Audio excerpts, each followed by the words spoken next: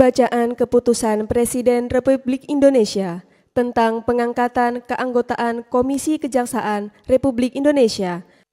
Bersediakah saudara-saudara untuk diambil sumpah janji menurut agama masing-masing? Bersedia. Saudara Nur Rohman sebagai anggota. Nur Rohman adalah sosok yang membuktikan bahwa kekuatan kata-kata dapat menjadi pijakan nyata untuk perubahan. Mengawali karir sebagai jurnalis sejak masih duduk di bangku kuliah di Universitas Jenderal Sudirman Purwokerto, ia memulai langkahnya dari koran harian Radar Banyumas bagian dari Jawa Post Group. Semangat dan ketajamannya dalam menyajikan fakta membawanya bergabung dengan Suara Merdeka, di mana ia dipercaya meliput isu-isu hukum strategis di Kejaksaan Agung dan Mabes Polri sejak 2009 hingga kini. Tak hanya piawai menulis berita, Nur Rohman juga menyalurkan idealismenya melalui karya sastra, 2 novel bertema hukum yang ditulisnya. The Jaksa, Labirin Prosekutor, dan The Jaksa Menembus di Balik Matahari menjadi refleksi mendalam tentang dunia penegakan hukum dari sudut pandang yang jarang tersentuh. Selain itu, ia juga menjadi editor berbagai buku biografi dan profil institusi, sebuah bukti komitmennya dalam merawat ingatan dan warisan pemikiran lewat tulisan. Kiprahnya tak terbatas di dunia jurnalistik. Nur Rohman juga aktif dalam organisasi profesi, dipercaya menjadi sekretaris dan kemudian ketua Forum Wartawan Kejaksaan Agung atau Forwaka pada periode 2012 sampai 2014. Dalam posisi ini ia memperkuat jembatan komunikasi antara jurnalis dan aparat penegak hukum, menjunjung etika profesi sekaligus menjaga independensi informasi publik. Di tengah kesibukannya, ia tak melupakan tanggung jawab sosial terhadap pendidikan. Sejak tahun 2017 ia aktif sebagai Ketua Pelaksana Harian Badan Pelaksana Penyelenggara Universitas Nahdlatul Ulama Purwokerto, Kampus 3 di Desa Winduaji, Kabupaten Brebes. Melalui peran ini, Nur Rohman menanam benih masa depan, membuka akses pendidikan tinggi untuk masyarakat desa, menjadikan ilmu pengetahuan sebagai jalan pemberdayaan. Sebagai ayah dari 3 anak dan suami dari Rantika Dewi Saraswati, Nur Rohman adalah teladan nyata bahwa seorang penulis tak hanya menyusun kata, tetapi juga menenun harapan, menanam nilai, dan membangun jejak kebaikan. Kamera roll. 3, 2, 1. Assalamualaikum warahmatullahi wabarakatuh. Salam sejahtera untuk kita semua. Selamat pagi, siang, sore, malam, pemirsa Satelit TV dimanapun Anda berada. Senang sekali saya Robi Sofwan Amin akan menemani obrolan Wonge Dewek. Nah ini kebetulan Wonge Dewek itu kedatangan tamu spesial ya, sahabat saya yang sudah cukup lama dan berapa tahun saya nggak ketemu. Ini hari ini saya dipertemukan dalam situasi yang berbeda. Awalnya beliau ini dulu sama-sama satu profesi dengan saya sebagai jurnalis, dan hari ini Pak Nur Rohman. Mas Robi, gimana kabarnya? Luar biasa. Pak Nur Rohman yang sekarang sebagai komisioner ya, Komisioner Kejaksaan Republik Indonesia, ya gitu ya penyebutannya. Komisioner Komisi Kejaksaan. Oh, Komisioner Komisi Kejaksaan. Senang sekali, ini lama sekali nggak ketemu. Alhamdulillah, luar biasa nih, terima kasih. Ini kalau tadi saya di awal membicarakan dengan Mas Nur Rohman ya, Pak Nur Rohman karena komisioner di Kejaksaan dengan direkturnya Satelit TV, ini sahabat kita yang penting. Saya ini ya, tentunya ini banyak hal yang bisa kita ambil atau sharing ke sharing session lah ya, anak muda gitu, bagaimana kalau Pak Bambang Pacul ya, kita ambil istilahnya bagaimana cara melenting itu kan sudah disampaikan. Itu nanti ada melentingnya Pak Nur Rohman seperti apa dari awal sebagai jurnalis ini. Ya, kalau sebagai jurnalis mungkin Pak Juni itu senior saya, beliau itu mentor saya. Jadi ya saya hadir ke sini karena ketemu dengan mentor. Mas Robi ini rekan sejawat, kita sama-sama berjalan memantau persidangan sampai ke eksekusi hukuman mati. Kita bermalam menunggu eksekusi. Iya, luar biasa. Kita itu saya pengen romantisme dulu nih, Pak Rohman. Memang dulu dari awal sebagai jurnalis itu memang sudah ada visi yang sampai akhirnya di komisioner Kejaksaan RI. Ya, Kalau bicara tentang komisioner, sebenarnya kalau bicara cita-cita berarti Iya. ya, cita-cita ya menjadi jurnalis gitu kan, jadi jurnalis. Hmm. Ketika kuliah di Unsud, Hmm. sudah sambil menjadi wartawan di tahun 2004, sekitaran 2004, hingga masih sekarang masih jurnalis gitu kan. Nah, Jiwanya masih ya. jurnalis, sama-sama sebagai alat kontrol. Ah, Jurnalis iya. juga alat kontrol, komisi kejaksaan juga sebagai alat kontrol. Cuma ya secara kontrol sosial, kalau di komisi kejaksaan kan sebagai pengawas eksternal. Oh gitu ya, sama-sama ngawasi Ya, ya, sama cuma mengawasi. itu lebih terstruktur di Hmm. kelembagaan. Kalau jurnalis kita memang sebagai salah satu pilar demokrasi untuk melakukan pengawasan juga. Jadi kerjanya itu sebetulnya hampir sama ya. Sama, outputnya aja yang beda. Iya. Kalau dari jurnalis keluarnya ke berita, kalau di Hmm. Komjak keluarannya adalah rekomendasi. Nah itu yang berat-berat nanti belakangan obrolan soal Komjak. Ini sebagai seorang jurnalis cukup lama berarti di Purwokerto itu ya? Iya, sekitar dari tahun 2003, 2004 hingga 2009. Dari 2009 hijrah ke Jakarta jadi urban karena keluarga di sana, Iya. jadi kembali ke Jakarta untuk nyari priuk baru. Pengalaman-pengalaman sebagai jurnalis waktu di Purwokerto mungkin ada yang masih apa ya teringat gitu. Ya kalau pengalaman jadi jurnalis, Salah satunya yang eksekusi hukuman mati itu ya. eksekusi hukuman mati. Jadi yang hal kecil-kecil aja, Iya. misalnya dulu tuh di Jalan Pramuka, Pak ya. Jalan Hmm. Pramuka kan ada forbidden gitu kan, Hmm. kepotong ketutupan pohon. Iya. Nah, kita beritakan kenapa ini orang pada nyasar, melanggar lalu lintas karena rambu-rambunya Nggak terlihat. ketutup itu. Begitu beritanya muncul akhirnya kan dipangkas. Nah, itu satu sisi pencapaian ya. nah, Iya, satu itu kepuasan gitu, tersendiri kepuasan. ya. Artinya ada manfaat buat khalayak ramai. Itu Ya jadi kira-kira seperti itulah yang membangkitkan kita sebagai jurnalis kan Iya, seperti iya, itu. iya, Kadang iya. lupa dengan nasibnya sendiri. Tapi ketika Iya, kita ya. ada manfaat seperti itu, ya contoh lainnya jadi ingat gitu kan. Ketika ada tsunami Iya, Cilacap, iya. begitu ada tsunami, kan orang Yang lain mengungsi, kabur, mengungsi. Nah, iya. kita malah menyusul Malah ke mendekat. pantai kan. Begitu sampai sana, ya begitulah kerja seorang Itu jurnalis. ya, kan. menantang bahaya ya. Tapi dari perkembangan dulu Mas Nur Rohman di Purwokerto, kemudian sampai sekarang sudah terlihat ada perubahan-perubahan gitu. Ya banyaklah perubahan-perubahan di Purwokerto. Secara infrastruktur Secara maupun infrastruktur. Selain infrastruktur yang penting terjaga kenyamanan, itu lebih utama. Nah, itu yang harus dijaga ini, diuri-uri ya.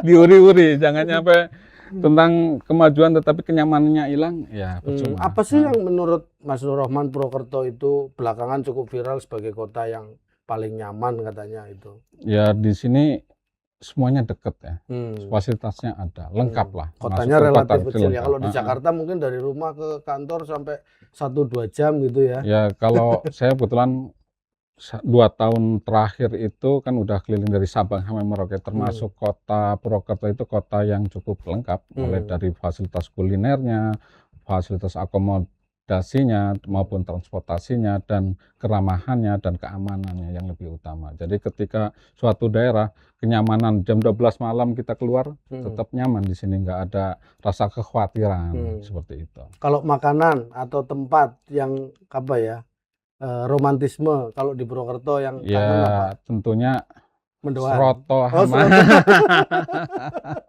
bukan soto ya, seroto Seroto kan. ya. Ada R-nya di situ. Bedanya di sini sotonya pakai apa? Pakai R, seroto ya. Gitu ya, salah Sama satunya mendoan. soto mendoan gitu ya. Terus Gitulah. tempatnya, suasananya kadang Suasananya. cukup jalan muter gitu aja Nah, sudah itu. cukup ya. Keluar dari hotel jalan kaki nyampe kan ya, gitu. Nggak jauh-jauh. Semuanya ada. Tapi dari awal aslinya kan ini ya Ya Brebes ya. dekat juga, dekat dunia juga. Daerah Kabupaten Brebes, terus Ah. orang Republik Ngapak juga lah ya. Republik Ngapak, sama-sama Terus Ngapak. kemudian hijrah ke Jakarta itu ada mengalami culture shock gitu nggak? Ya tentunya adalah ketika saya harus ke Jakarta, kebetulan keluarga di sana, anak saya di sana, ya tentunya ketika di sana kan lebih individualis, komunitasnya lebih lebih sedikit kan, kayak hanya dengan jurnalis, liputan, pulang ke rumah. Perjalanan dari rumah ke tempat liputan lumayan panjang, butuh sekitar 3 jam 4 jam. Wah, kalau Dalam tadi sehari saya itu udah hal 2 yang jam, biasa. ini malah sampai 3 jam. Itu dalam sehari itu perjalanan 4 jam itu masih relatif standar. Nah, itu udah Gitu ya. biasa. Itu salah satunya Ya, ya dari karena jarak tempuh kemacetan. dari rumah ke kantor. Terus ada lagi. Ya tentunya kita dengan lingkungan nggak kenal sana sini. Gitu ya. Kita dengan rumah tetangga ya sudah nggak mengenal, kita Iya, nggak iya. tegur sapa seperti itu. Semuanya ketika tegur sapa malah aneh, ini orang. Apalagi kalau senyumnya ini orang gila kayak ini. Asing ya. Iya Itu asing beda kan. ya. Kalau di sini kan kita relatif ini ya, Iya. mengenal satu sama Mengenal. lain. Ibaratnya dengan tetangga senyum aja kayaknya aneh. Jadi sempat culture shock di Jakarta ya. Tetapi Betul. itu memang karena waktu itu di Suara Merdeka ya. Di Suara Betul. Merdeka dari beberapa media sempat Mm. di Radar Banyumas juga di Ya, Purwokerto. Kemudian Suara Merdeka langsung bertugas di mana itu waktu di di Jakarta? kebetulan di bidang hukum di Mabes Polri sama di Kejaksaan itu sejak tahun 2009 itu hingga kemarin. Begitu itu hijrah masih, ke Jakarta, langsung desnya itu des langsung hukum, di des hukum. hukum, Mabes Polri, Kejaksaan. Karena kebetulan Kejaksaan dengan Mabes Polri kan sebelahan. Jadi lebih Ya, terjangkau lah. Ya terus ke pengadilan, persidangan itu di pengadilan negeri kan masih ya seputaran satu wilayah lah. Itu desnya Tapi di situ. akhirnya ininya lebih terbuka ya, main pola pikir dan seterusnya. dari Jadi sebenarnya sebelumnya di saya lebih ke Purwokerto. spesialisasi ketika ambil des hukum gitu kan, ada Mabes Polri, saya ngambil pilih kejaksaan karena anatomi kejaksaan buat saya saat itu menarik dan jarang wartawan yang konsentrasi terhadap anatomi kejaksaan. Iya. Akhirnya saya memilih di tempat itu walaupun biasa jurnalis kan ada rolling gitu ya. Iya. Karena dikasih pilihan mau rolling kemana, saya memilih tetap diperbolehkan di kejaksaan, ya akhirnya saya tetap memilih di kejaksaan. Karena saya pengen memperdalam tentang APH khususnya tentang kejaksaan. Kenapa kejaksaan? Karena yang menarik itu ternyata kejaksaan itu domisili sebagai pengendali perkara dari hulu hingga hilir. Itu yang jadi saya menariknya di situ. Akhirnya memang karena seneng tadi Ya, ya, kebetulan berdalam. desnya sama, jadi kayak menyatu gitu ya. Menyatu. Kebetulan juga dari kejaksaan sendiri sangat terbuka, kami diberi ruang untuk riset. Di situ ada perpustakaan dan lain-lainnya, kemudian juga narasumber juga welcome. Akhirnya kita nyaman di situ mau berdalam tentang penegakan hukum, karena ketika penegakan hukum kan kita juga ada cover both, bukan hanya dari korban ataupun dari tersangka, tetapi tentunya dari APH sendiri. Iya, bagaimana keseimbangan itu ya. Sebagai jurnalis kan mengutamakan cover both side. Kemudian kalau dulu di Purwokerto itu relatif ruang lingkupnya ya, pejabatnya ya pol-polnya bupati gitu ya.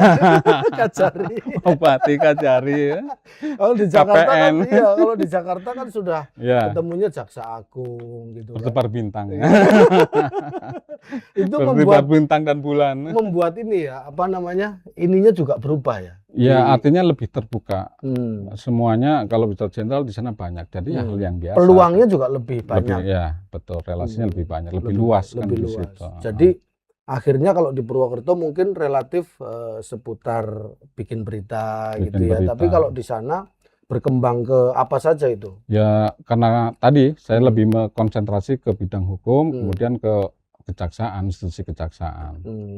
Sebagai pendali perkara kan seperti itu. Sempat bikin buku juga.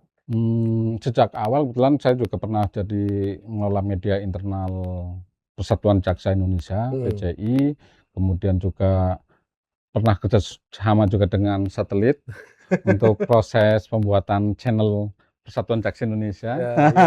Disitulah kami mengenalkan audiovisual karena era digital gitu kan. Yang tadinya saya backgroundnya media cetak, begitu melihat perkembangan digital, kemudian ke audiovisual, akhirnya saya datang pulang ke Purwokerto untuk belajar di satelit ini. Kebetulan rekan Pak Juni ini sangat open, dia memberikan pemahaman tentang audiovisual, jadi saya menambah skill lah tentang audiovisual gitu itu. ya. Jadi selain backgroundnya di media cetak ya awalnya, kemudian transformasi ke digital juga melakukan Ya menyesuaikan diri lah, kita harus beradaptasi. Kalau dulu kan seperti ini, pameonya ya. Siapa yang menguasai selat, dia menguasai dunia. Makanya para kolonial ini kan melakukan penjajahan gitu kan, menguasai selat-selat ini karena dia pengen menguasai rempah-rempah, menguasai dunia. Nah di era digital ini, siapa yang menguasai informasi, dialah yang menguasai dunia. Nah, artinya ketika informasi tetap penting ya. Hmm. Cuma eranya kan era digital. Dengan handphone kita bisa mendapatkan sumber informasi berbagai hal. Kita hanya adaptasi ke situ saja. Iya, dulu informasi kita hanya lewat media cetak, terus radio, terus televisi. Sekarang sudah ada telepon seluler, telepon pintar, orang sudah bisa akses itu. Nah, itu yang kemudian masuk di kejaksaan untuk transformasi digital tadi. Betul. Sampai berapa lama itu di? Ya, dari tahun 2004, sekitar 2004 tadi, 2009 di kejaksaan liputan di bidang hukum hingga tahun 2024 masih sebagai jurnalis dan desnya des hukum dan di kejaksaan. Luar biasa, 2009 sampai 2024, 15 tahun ya. 15 tahun, menerbitkan 3 buku lah ya. Jadi sekalian liputan, banyak ya namanya kita liputan, wawancara dan sebagainya, kadang kan karena keterbatasan halaman ada berita-berita yang tergeser oleh isu yang lain, menurut saya penting, akhirnya saya bikin buku, bikin novel, seperti itulah. Gitu ya. Jadi selama kurang lebih 15 tahun itu ada berapa peristiwa besar ya yang diikuti? Ya cukup banyak. Cukup banyak ya.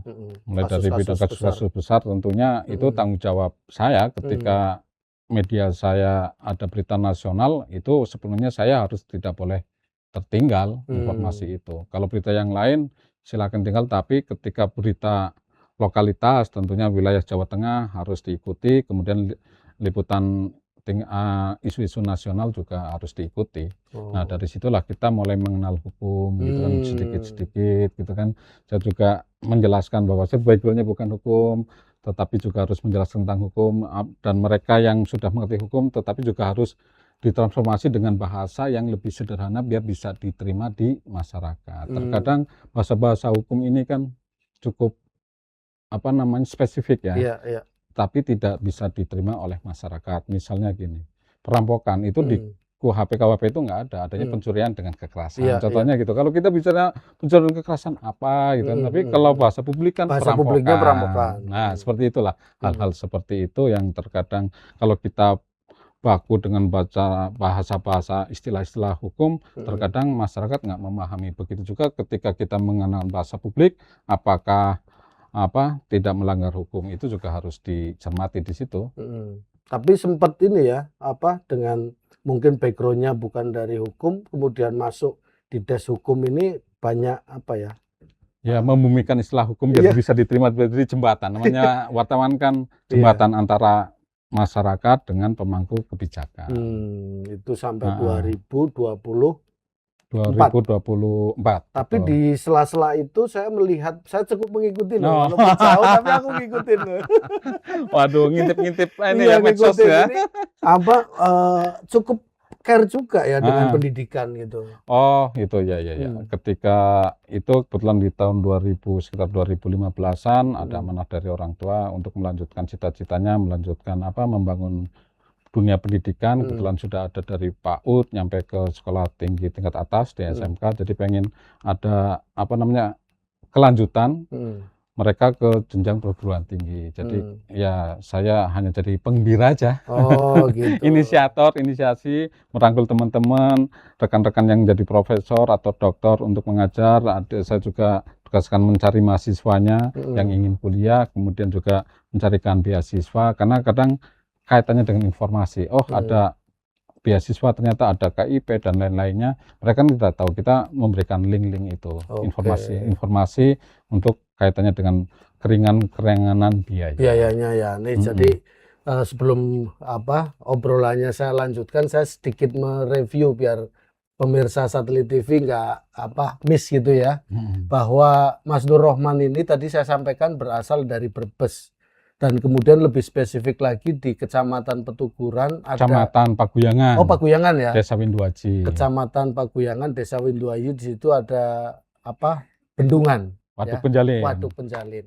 Nah, kalau kita ngelihat geografisnya di Waduk Penjalin itu bagaimana kemudian biasanya perguruan tinggi kan di kota ya. Minimal ya Purwokerto atau mana, tetapi ini di satu daerah yang cukup bisa Jauh dikatakan dari pusat jauh kota dari pusat ya. kota ya. Itu merintis ya, keluarganya ada dari PAUD, SD, SMP, SMA. Akhirnya dilanjutkan sampai ke perguruan tinggi. Itu sampai real Real. diwujudkan Jadi gitu. seperti ini yang jadi keprihatinan kita, karena memang banyak SDM ya, lulusan SMA itu sebenarnya kualitasnya bagus, tapi anak keterbatasan biaya ataupun kesadaran. Misalnya ke Purwokerto, di situ harus berpikir transportasi, kemudian harus ngekos. Kalaupun pergi ke Pengalaman Purwokerto, pribadi nih ya. kalaupun ngekos, misalnya orang tua kita sedang sakit, Iya. butuh perawatan dan sebagainya, nggak bisa ditinggalkan, kan nggak mungkin juga. Iya. Kalau misalnya dilaju gitu kan cukup berat juga. Jadi kita memang harus mendekatkan kepada calon mahasiswanya ya, biar lebih dekat. Kalaupun kaitannya dengan daerah terpencil, sekarang kan di era digital masalah tempat itu nggak terlalu penting ya. Yang penting kan sarana dan fasilitasnya maupun SDM-nya. Itulah. Sampai Itu. sekarang masih jalan? Masih jalan. Kebetulan saya dimasuk di BPP, Badan Penyelenggara Perguruan Tinggi UNU Purwokerto, jadi masuk di pengurusan, dan kepuasan kita ya ketika ada orang yang tadinya nggak mau kuliah, akhirnya mereka mau kuliah, dan akhirnya mereka bisa menjadi seorang sarjana. Luar biasa. Ya, artinya kita memberikan manfaat gitu. Saya bukan orang yang cerdas, tetapi saya kasihan ketika orang yang cerdas tidak punya kesempatan atau peluang untuk melanjutkan ke perguruan tinggi. Karena banyak rekan-rekan saya ataupun keluarga saya yang secara IQ itu mereka tinggi, tetapi karena keterbatasan biaya mereka tidak bisa melanjutkan ke jenjang pendidikan perguruan tinggi. Dan posisi Mas Nur Rohman di Jakarta atau di circle kejaksaan di Mabes ini cukup membantu ya untuk Ya, artinya sebagai jurnalis mewujudkan itu ya. ya. Sebagai jurnalis kan jembatan. Iya. Kita punya teman yang dulu teman kuliah, yang sekarang udah jadi doktor ataupun jadi profesor, kita ajak gitu kan. Kemudian ya bahasa kami, yang punya tenaga ya nyumbang tenaga, yang punya harta dengan harta, yang punya doa dengan doa. Semuanya bersama-sama gotong royong, ayu bagio kan seperti itu. Itu berarti mahasiswa yang di situ baik yang menerima beasiswa pendidikan dari pemerintah maupun yang tidak bisa diakomodir. Bisa. Yang penting ada niatan dulu. Masalah biaya nantilah. Saya yakin ketika sudah mendaftar tidak dikeluarkan atau DO hanya karena dia menunggak SPP itu nggak ada. Sudah berapa banyak mahasiswa yang di? Ya sudah ribuan, kan dari sejak tahun 2019 ya. Di UNU Purwokerto kan banyak. Di sekarang kan udah sekitar 2000-an ya per tahun ini ya mahasiswanya. Luar biasa, ini sudah Ya, memberikan kita hanya manfaat. penggembira loh. Hanya 0,0 sekian persen. Iya ini. Jadi kalau kayak saya yang tinggalnya terlalu lama di Purwokerto ya aktivitasnya mungkin seperti ini ya, tetapi yang tadi di awal saya sampaikan, Mas Nur Rohman ini melenting, ini belum loh, melentingnya belum sampai sampai akhirnya di Komjak itu di 2000 berapa? Di 2004. 2024, betul. Jadi memang semuanya ya dari kuliah itu saya lebih mengejar prestasi kadang ya, lomba-lomba jurnalis ya gitu kan, dulu Foto lomba ya? fotografi gitu kan. Sejak kuliah ikut fotografi, akhirnya sambil kuliah sambil bekerja gitu kan, karena kita punya prestasi kemampuan soft skill ya di dalam jurnalistik. Akhirnya direkrut di Radar Banyumas, kemudian di Suara Merdeka kan seperti itu, karena kita punya soft skill tadi gitu. Istilahnya bukan melamar, kita dilamar kan. Iya, kalau melihat perjalanan awalnya kan saya mengenal Mas Ya. Nur Rohman itu sebagai fotografer. Ya, kemudian sambil ditugaskan sambil menulis Iya, sesekali kan ya terus gitu, sekali karena sambil nggak ada yang menulis. meliput ya sudahlah kami menulis kan ya gitu. Ketika liputan misalnya pantauan dulu ke Cilacap Iya, gitu kan, pemindahan koruptor ke Nusa Kambangan Iya, gitu nggak ada kan, karena reporternya. nggak ada reporternya, kita dapat eksklusif gitu Iya. ya. Dari Mau situlah nggak mulai mau. mau nggak mau saya harus menulis kan. Nah dari situlah akhirnya saya belajar menulis dan akhirnya jadi penulis. Di Suara Merdeka saya menjadi wartawan tulis sambil juga dengan fotografi, saling melengkapi. Iya, backgroundnya kalau dulu kuliahnya ngambilnya apa? Di unsur di bahasa. Oh, bahasa. bahasa. Sampai akhirnya masuk ke hukum, ini Iya. luar biasa. Dulu sebenarnya juga sempat kuliah di hukum juga, Oh. cuma saat itu baru 2 semester, masih idealisme tinggi kan. Iya, Waduh, kayaknya bukan passion saya gitu kan. Akhirnya saya drop out. Ternyata liputannya mau nggak bisa menolak di bidang hukum, ya sudah Iya. saya terima. Iya, sampai akhirnya ke Komjak ini, kalaupun nggak selesai di Fakultas Hukum, ya tadi sampai 2 semester, tetapi kan selama 15 tahun liputan di Kejaksaan dan Mabes Polri ini cukup kaya Ya, pengalamannya. mungkin disitulah Iya. pengalaman itu kan tidak bisa didapatkan di Mm-mm. buku-buku Iya, gitu kan. iya. Ya kebetulan juga ketika jadi seorang jurnalis kan banyak narasumbernya ya, Mm-mm. mulai dari tersangkanya hingga para ahlinya kan di Mm-mm. situ. Mm-mm. Jadi dari para ahli, akademisi hingga ke praktisi maupun para korbannya. Jadi Mm-mm. lebih luas kita dapatkan kan di situ. Iya. Perspektifnya lebih luas. Iya. Kalau saya melihat transformasi media itu ya dari analog kemudian masuk ke digital, terus sekarang sudah masuk ke AI, artificial intelligence, itu kan terjadi apa ya, disrupsi ya. Ya, disrupsi. Dan di saat itu media-media cetak katakanlah sekarang kan bahkan sampai media cetak nasional juga Ya. kondisinya seperti ini. Nah, di saat yang sama gitu loh, dapat momentum sampai akhirnya melenting ke Komjak ini. Ya. Ya saat itu memang ketika media kami juga melakukan riset kan, ketika Iya. di Amerika itu media cetak yang udah 100 tahun gulung tikar. Akhirnya dari rekan kami diutus ke Amerika sana melakukan riset, dan setelah pulang ya kalian harus mengikuti perkembangan zaman. Kalau tidak mau beradaptasi, ya kalian akan punah. Contoh, di era informasi itu bukan siapa yang kuat ya, tetapi siapa yang bisa beradaptasi. Kata kuncinya ya. Ya. Contohnya, dinosaurus itu kan besar, Iya. kuat. Iya, Sekarang nggak punah kan. nggak bisa Nah, adaptasi. kita sekarang harus pandai-pandai beradaptasi biar tetap eksis, bisa bertahan.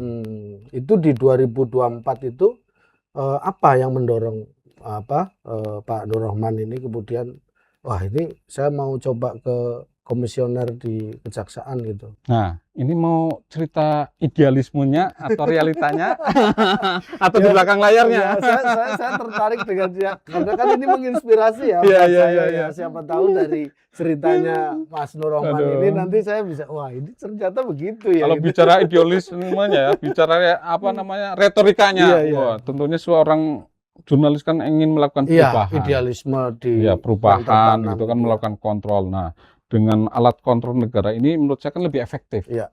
Ketika misalnya kita melakukan kontrol sebagai wartawan, mereka kan melakukan kontrol sosial ya, Iya. mengawal kebijakan. Nah, sekarang pakai alat negara, kenapa tidak Iya. kesempatan itu gitu kan. Tapi bicara realitanya ya di era media massa yang ya seperti itulah. Ini kesempatan gitu kan, tentang Ini ya, kesamaan. ada peluang ya, tapi itu menambah banyak hal. terlepas dari apapun itu apa ya, bicaranya semesta ya, semesta mendukung gitu. Ya. Artinya di saat memang media kondisinya seperti ini, ada di situ akhirnya bisa, itu tahapan prosesnya seperti apa sih untuk Tahapannya ya mulai dari pendaftaran, terus terbuka ada, ya itu ya? terbuka. bukan itu, dari rekomendasi misalnya. nggak ada. Jadi itu juga kan dipublis di media massa nasional. Dan saya juga sebenarnya ikut itu di hari-hari terakhir, didorong oleh teman, udah ambil kesempatan aja. Satu, minimal kamu dapat narasumber. Menarik juga gitu kan. Menarik juga, ya sudah saya ngikut gitu kan di hari terakhir.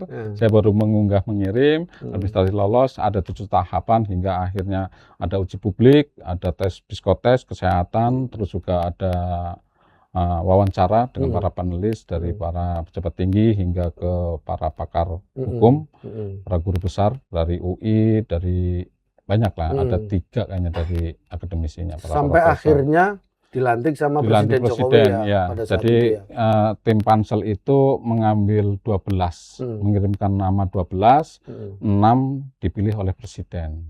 Itu nyampe saya sudah lupa, tiba-tiba ada telepon dari istana. Saya bilang, ini hoax nih. Ternyata benar. Alhamdulillah ada kesempatan untuk pengabdian, berangkat dari pengabdian. Tapi apa sih yang menurut Mas Nur Rohman itu, saya manggilnya Mas kadang Ya, Pak Mas, ya, kita karena beliau Mas. Pak, beliau sebagai Komjak Ya, kan. kita sebagai sahabat datang di sini, bukan sebagai. Tapi saya juga merasa punya kedekatan sebagai sahabat. Apa yang menurut Mas Nur Rohman itu kemudian sampai semua panelis yang hebat-hebat itu ya, karena ini tingkatnya nasional, itu memilih memberikan ini ke Mas Nur Rohman? Ya, mungkin saya orang yang paling punya pengalaman Oh, iya. sebagai masyarakat. Karena kan ini Iya. kan pengawasan dari eksternal Iya, ya. Jadi iya. lebih banyak menggunakan kacamata perspektif dari Praktis ya. dari masyarakat. Nah, jadi biar penyeimbang kan ya gitu. Jadi Sebagai kontrol wakil publik ya, ya. wakil publik. Kalau Makanya akademisi kan backgroundnya macam-macam. 6 Iya. orang itu ada apa ada aja? akademisi, Ada akademisi, kemudian advokat, Advokat, terus kemudian dari Jurnalis. saya sendiri. Mm-mm. Kemudian juga dari ombudsman ada. Ada ombudsman juga ya. Ya. Jadi sebagai informasi buat pemirsa Satelit TV ya, bahwa setiap institusi kejaksaan memiliki komisi kejaksaan, kepolisian juga memiliki komisi Kompolnas, Komisi Kepolisian Nasional gitu. Dan tentunya tugas dan fungsinya itu tadi yang di awal disampaikan sama Mas Nur Rohman adalah melakukan pengawasan ya, pengawasan terhadap kinerja jaksa di seluruh Indonesia gitu. Jadi kalau menurut peraturan presidennya, kita kan lahir dari rahimnya kejaksaan ya, undang-undang kejaksaan, kemudian Kepres, kebetulan saya mendapat Kepres, sebenarnya dari Perpres ya. Itu kalau tugas fungsinya, tugas kewenangannya itu ada 3, melakukan pengawasan, penilaian, dan pemantauan terhadap kinerja jaksa maupun pegawai kejaksaan di dalam dinas dan di luar dinas. 6 orang komisioner. 9, yang 3 dari unsur pemerintah. Jadi ditunjuk langsung. Yang 3 ini ditunjuk langsung oleh Presiden, yang 6 lewat Pansel. Itu melakukan pemantauan, penilaian, dan pengawasan terhadap perilaku jaksa dan pegawai kejaksaan dalam dinas maupun di luar dinas. Dari Jaksa Agung hingga ke OB-OB-nya lah sederhananya gitu. Bahasa sederhananya nyampe mimpinya apa kita awasi, karena tidurnya dengan siapa. Perilaku, soalnya soal perilaku ya. Selain juga tentang perilaku tadi, tentang etika, juga tentang tata kelola organisasi hingga sarana dan prasarana. Gitu. Jadi kalau misalnya 9 orang di Indonesia ada sekian provinsi, ada sekian kabupaten. 34 ya. Jadi ada 34 kejaksaan tinggi.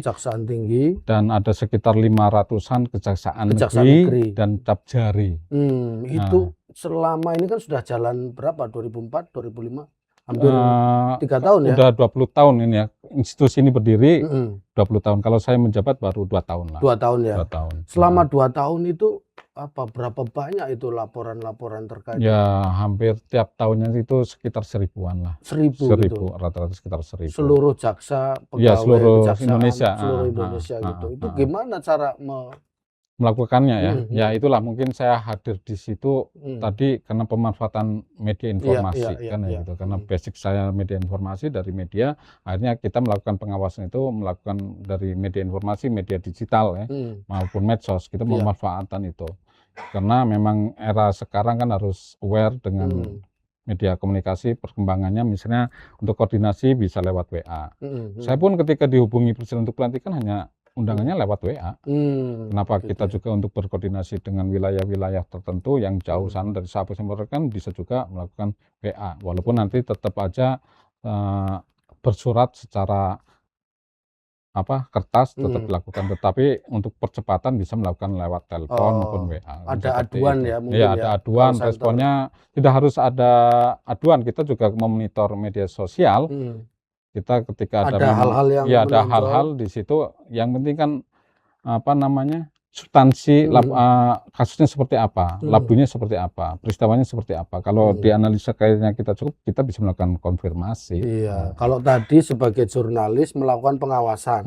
Kalau dulu punya pengalaman ada rambu lalu lintas yang ketutup, diberitakan terus dibersihkan. Ya, contoh lagi kayak yang di itu tuh, yang sungai itu, Sungai Serayu, kan ada kereta, ada lorong kereta itu kan, terowongan itu, di situ kan ada jalan raya tuh, kan sering ada tuh truk jatuh, gitu kan.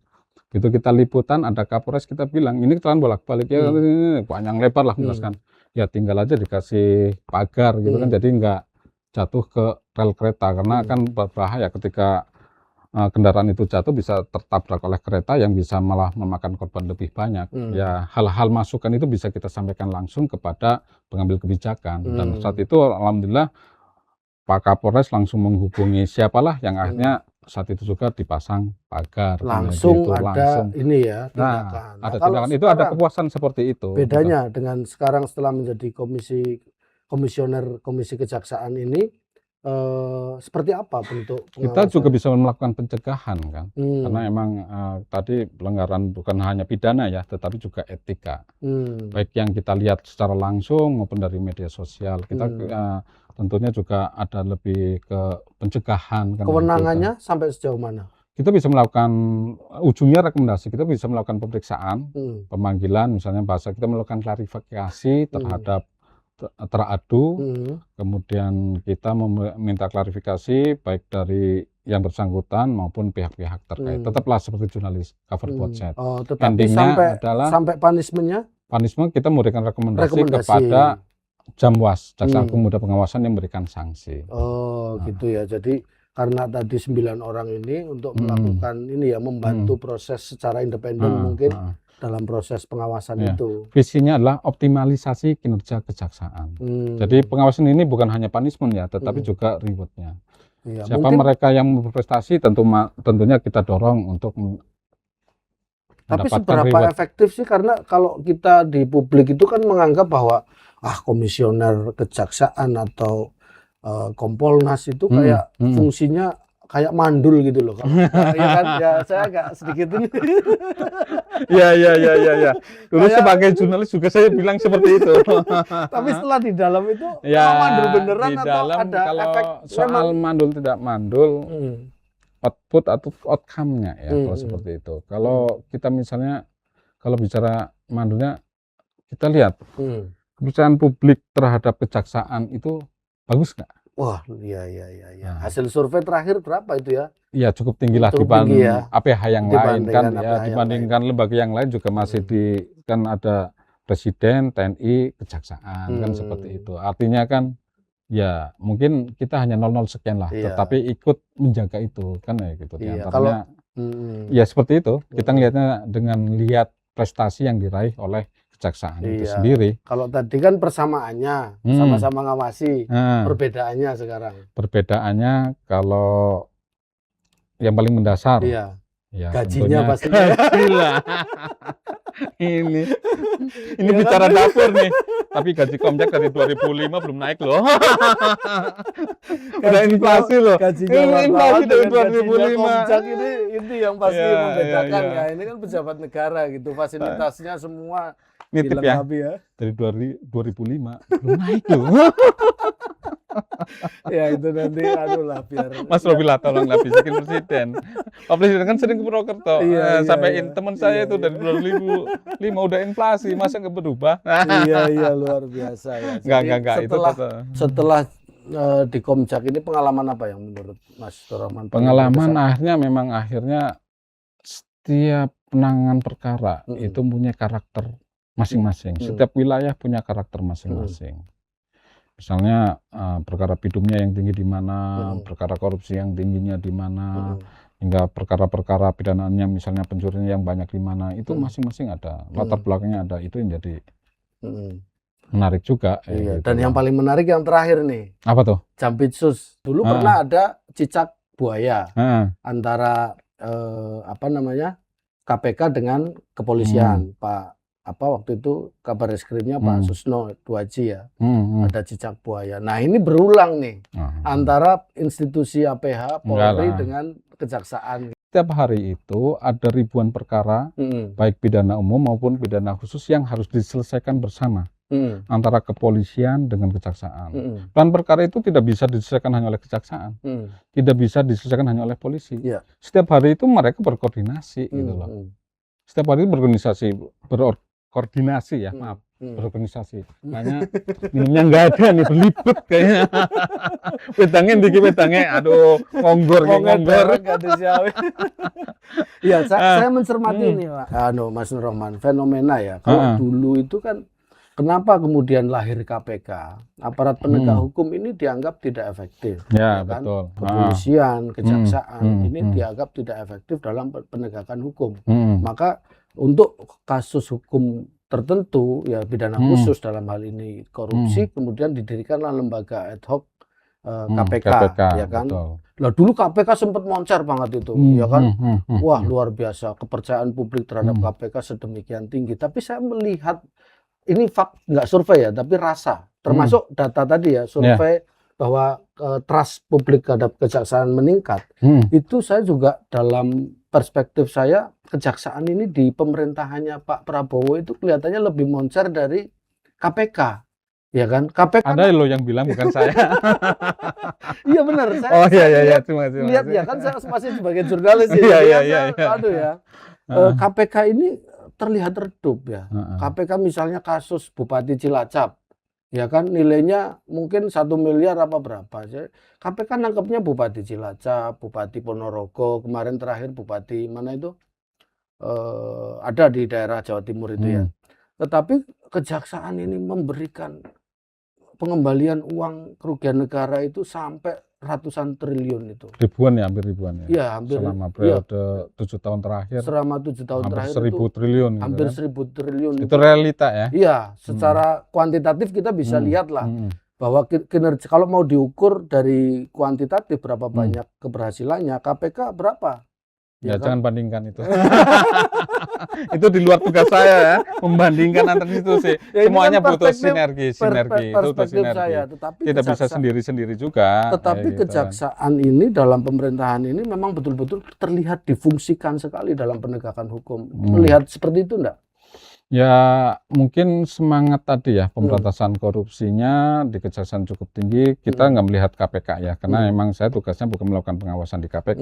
Yang kita lihat adalah kinerja di kejaksaan, sehingga kita akan memang sesuai visi kami tadi, optimalisasi kinerja kejaksaan. Jadi kita fokus di kejaksaan, nggak perlulah ngelihat yang lain, jangan dibanding-bandingkan juga. Karena saya juga nggak punya data ya dengan kinerja di KPK, tetapi yang fokusnya adalah kejaksaan. Kita harus tetap menjaga dalam kondisi yang seperti sekarang, semangat pemberantasan korupsi harus tetap menyala, walaupun di tengah badai seperti ini, tentunya semangatnya harus ada, karena masih banyak ratusan atau bahkan ribuan perkara korupsi yang harus diselesaikan. Jangan sampai hanya satu perkara korupsi yang melibatkan oknum ini, sementara perkara-perkara korupsi yang lainnya mangkrak. Akhirnya siapa yang rugi? Yang tepuk tangan siapa? Ada peristiwa ini bisa yang terjadi, tepuk tangan adalah para koruptor itu sendiri kan. Karena akhirnya perkara-perkara korupsi yang lain bisa terbengkelai. Tetapi kita mendorong untuk itu gitu kan. Bukannya menormalisasi perkara yang sedang ini, tetapi masih banyak perkara korupsi yang harus segera dituntaskan. Dalam badai yang sedang terjadi hari ini ya, ini masih seru-serunya nih. Komjak itu mengambil peran seperti apa?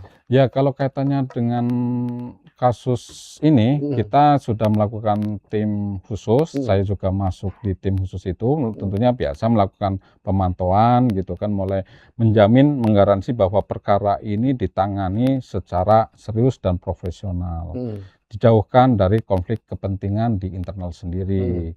Kemudian juga tadi optimalisasi kinerja kejaksaan sesuai tugas dan kewenangannya tetap bisa berjalan. Itu lebih penting juga, jangan nyampe satu perkara akhirnya yang lainnya luluh lantak kan seperti itu. Ya biasa juga, tapi ini bagian dari alat kontrol juga. Bukan perseteruan ya, ini bagian dari alat kontrol. Alat kontrol ketika melakukan pidana tentunya yang bisa melakukan oleh instansi lain, itu bagian dari kontrol sebenarnya. Itu menurut saya hal-hal yang sinergisitas, yang endingnya juga akhirnya kan polisi dengan kejaksaan bersinergi, bahkan dengan KPK juga kan seperti mereka bersinergi dalam hal penanganan perkara ini sesuai tugas dan kewenangannya mereka masing-masing antar lembaga. Dan kami juga sebagai pengawas eksternal lebih ke etika, kita juga mendorong penyelesaian secara pelanggaran etika jaksanya. Saya ingin tahu bocorannya nih. Kemarin pada saat hektik ya, kepolisian melakukan satu penggeledahan, menemukan uang dalam jumlah yang cukup banyak dengan emas yang begitu banyak juga, cukup mencengangkan begitu, sampai akhirnya Jampitsus pada saat itu melakukan konferensi pers, sampai di menit-menit terakhir malam sampai akhirnya ada pengunduran diri. Pastinya kan berada pada ketegangan itu juga gitu. Ya secara emosional ketika dengar informasi itu ya tentunya kita termenung. Iya. Kita tidak langsung mengevaluasi atau menghukum yang lain, tetapi kita mengelusi diri, aduh pengawasan saya kecolongan.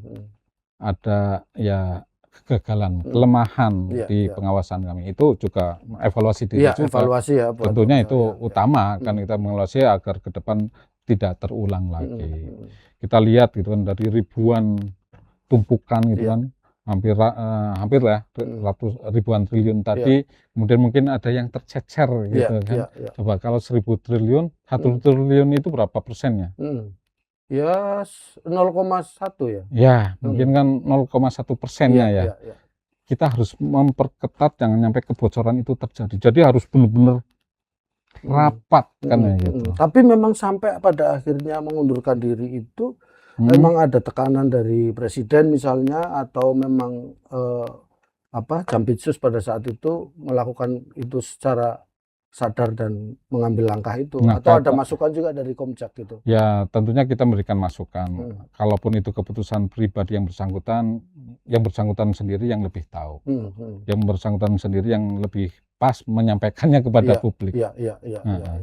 Kalau kita lihat ya secara pribadi mereka atau Jampitsus pada saat itu mengundurkan diri. Nah, ini setelah ini ya, ini kan tadi serunya udah nih. Udah agak tegang nih saya. Aduh, agak serius nih. Aduh, jangan sampai slip of the tongue nih, bahaya nih. Sampai di titik ini kita lebih personal lagi nih. Aduh, jangan soal personal ini. Apa yang mungkin ke depan, apakah masih akan menggeluti dunia hukum ini atau? Ya, tentunya kembali ke tadi kita bicara hari ini.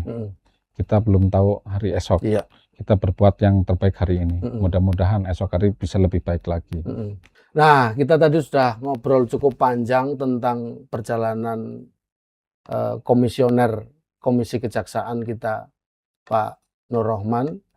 Tetapi dari obrolan yang sampai akhirnya sampai isu terhangat tadi, saya lepas ya, karena beliau backgroundnya juga dari Purwokerto. Kebetulan di Purwokerto itu ada sebuah kasus, Pak, berkaitan dengan adanya dugaan penipuan dan penggelapan ya, yang dilakukan oleh oknum pegawai mandiri Bank Mandiri Taspen.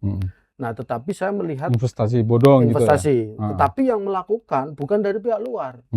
Jadi para pensiunan ini datang ke Mandiri Taspen, kemudian ditawari kredit oleh Mandiri Taspen yang jumlahnya melebihi dari mungkin dari secara usia, secara kemampuan dan lain sebagainya, itu dimaksimalkan. Misalnya gajinya tinggal 3 juta, itu dimaksimalkan tinggal sisa 200, 300 gitu. Sampai kreditnya 100, 200, 300 juta.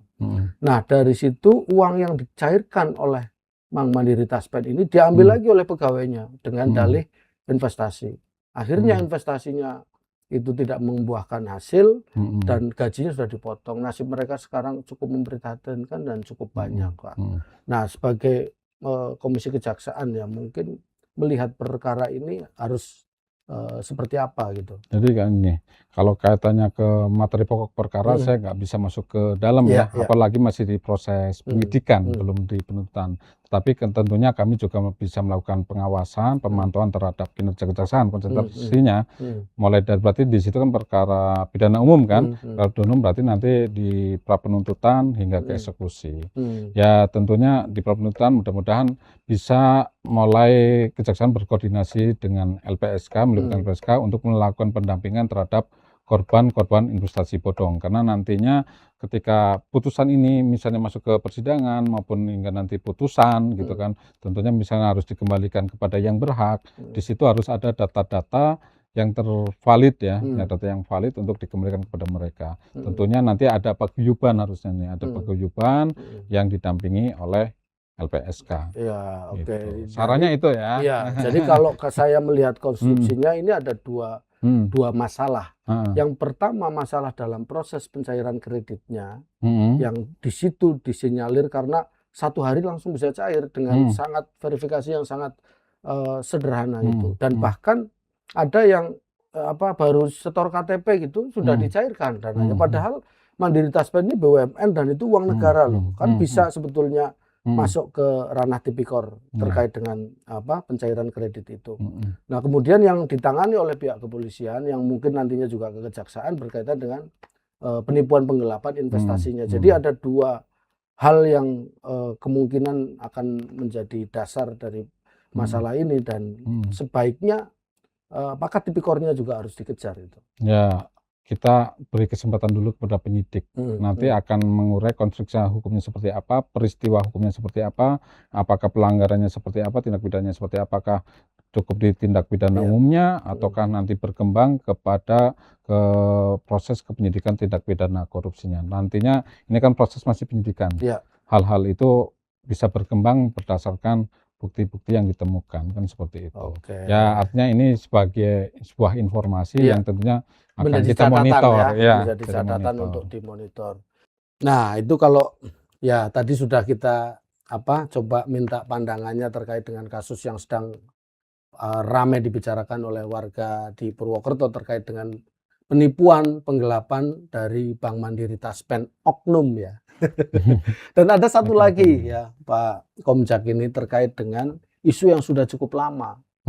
Apa tuh? Iya, di Purwokerto itu saya hampir sepanjang saya di Purwokerto itu isu tentang kebon dalam. Aku jadi jurnalis ngikutin kan, sempat liput itu. Ya, gimana. Bukan itu udah eksekusi itu. Iya, sudah eksekusi, tetapi sampai apalagi dengan ini? hari ini Pemdanya nggak dapat apa-apa.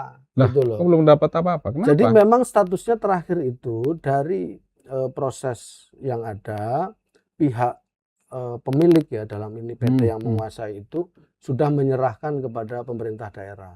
Tetapi diserahkan kepada pemerintah daerah selama 30 tahun ke depan itu sudah dikontrakkan ke orang. Gitu loh.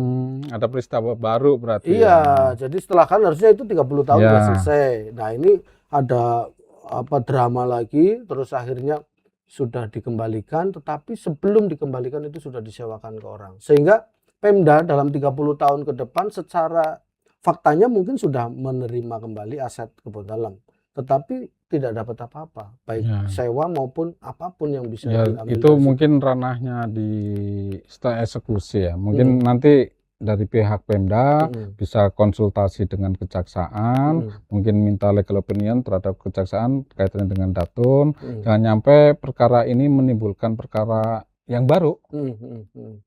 Coba nanti juga kita berkoordinasi dengan kejaksaan agar ini bisa benar-benar tuntas sesuai aturannya. Iya, yang diharapkan warga Banyumas ya, terutama mereka-mereka yang concern dengan kebun dalam, kalau memang sudah dikembalikan mestinya Pemda mendapatkan manfaat ya, bisa meningkatkan PAD dari sewa misalnya. Tetapi ini sama sekali tidak ada yang masuk, karena semua aset ya yang ada di kebun dalam itu sudah disewakan ke pihak ketiga dan uangnya sudah masuk kepada perusahaan yang sebelumnya menguasai. Itu sebenarnya nanti bisa dikaji oleh kejaksaan apakah itu sudah sesuai mekanisme ataukah di luar mekanisme, ataukah di situ ada tindak pidana baru. Nanti akan dikaji. Baiknya sih dari Pemda berkoordinasi dengan Kejaksaan Negeri Purwokerto untuk menyelesaikan perkara tersebut. Itu aja sih Pak. Iya, apakah nantinya para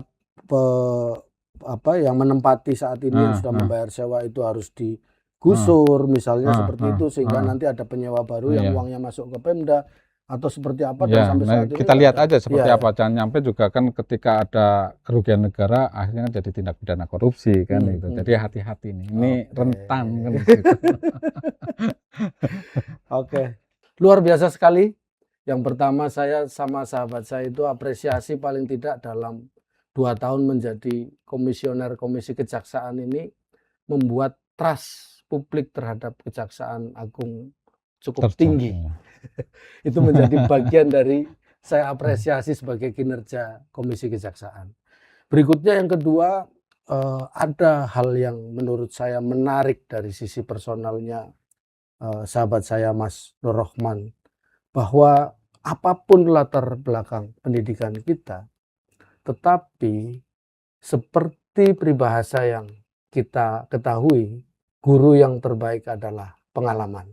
Jadi pengalaman Mas Nur Rohman ini yang kemudian mengantarkan Mas Nur Rohman sekarang sebagai komisioner Komisi Kejaksaan, dan ini patut kita apresiasi sebagai satu pencapaian.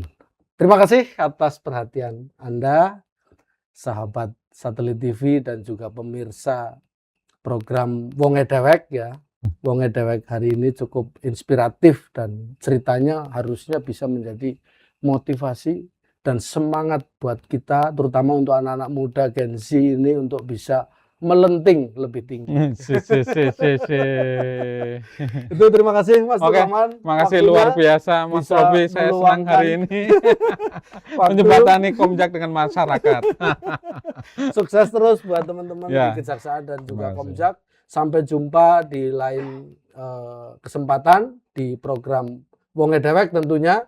Dan jangan lupa terus saksikan Satelit TV Inyongepol. Dan di akhir saya menyampaikan terima kasih. Wassalamualaikum warahmatullahi wabarakatuh. Waalaikumsalam warahmatullahi wabarakatuh.